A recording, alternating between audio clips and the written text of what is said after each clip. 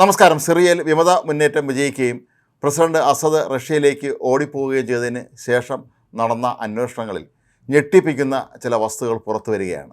കഴിഞ്ഞ ദിവസങ്ങളിലൊക്കെ തന്നെ മാധ്യമങ്ങൾ പലതും റിപ്പോർട്ട് ചെയ്തിരുന്നതാണ്. ഇവിടുത്തെ ജയിലുകളിൽ ആളുകളെ കൂട്ടത്തോടെ അതിക്രൂരമായിട്ടാണ് പീഡിപ്പിച്ചിരുന്നതെന്നും പലരെയും കൊല്ലുകയായിരുന്നു എന്നുമൊക്കെ. എന്നാൽ ഇപ്പോൾ പുറത്തു വരുന്ന മറ്റൊരു വാർത്ത അതിലും ഞെട്ടിപ്പിക്കുന്നതാണ്.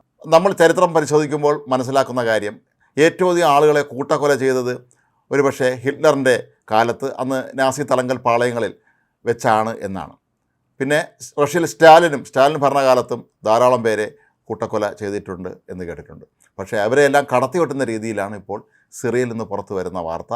അസദിൻ്റെ ഭരണകാലത്ത് ഏതാണ്ട് 1,00,000-ലധികം പേരെ ഇത്തരത്തിൽ കൂട്ടത്തോടെ കൊന്ന് അവിടെ കുഴിമാടങ്ങളുണ്ടാക്കി അവിടെ അടക്കിയിട്ടുണ്ട് എന്നാണ്. ഡമാസ്കസിൽ നിന്നും കിലോമീറ്ററുകൾക്കപ്പുറമുള്ള ചില ചെറു പട്ടണങ്ങളിലാണ് ഈ മനുഷ്യർക്കായി കുഴിമാടങ്ങൾ ഒരുക്കിയത് എന്നാണ് പറയപ്പെടുന്നത്.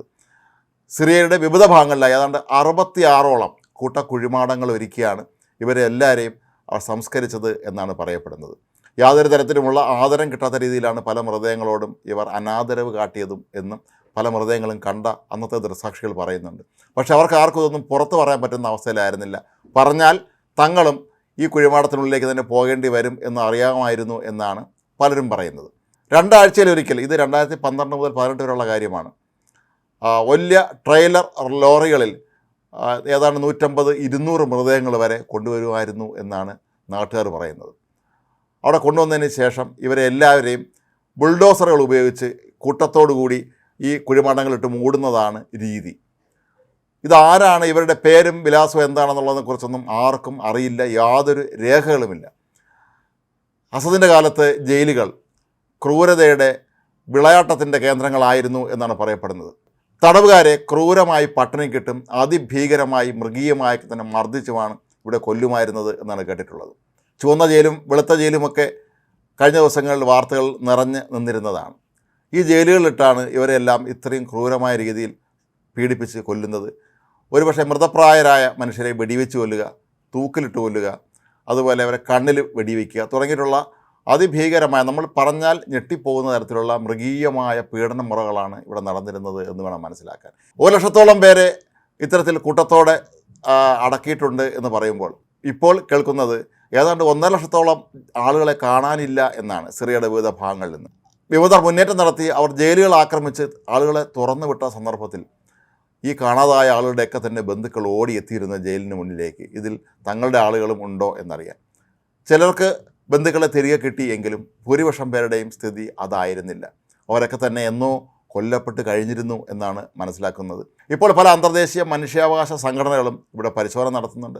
അമേരിക്കൻ സർക്കാരിൻ്റെ ഒരു പ്രതിനിധിയും ഇവിടെ എത്തി ഇത്തരത്തിലുള്ള കുഴിമാടങ്ങൾ കാണുന്നുണ്ട്. ഡമാസ്കസ് നഗരത്തിൽ നിന്ന് അധികം അകലെ അല്ലാതെയാണ് ഇവർക്ക് കുഴിമാടങ്ങൾ ഒരുക്കിയിരുന്നതെന്ന് പറയുമ്പോൾ ഡമാസ്കസിലെ ജയിലുകളിൽ തന്നെയാണ് ഇവരിൽ പലരും കൊല്ലപ്പെട്ടത് എന്നുള്ളത് ഉറപ്പാണ്.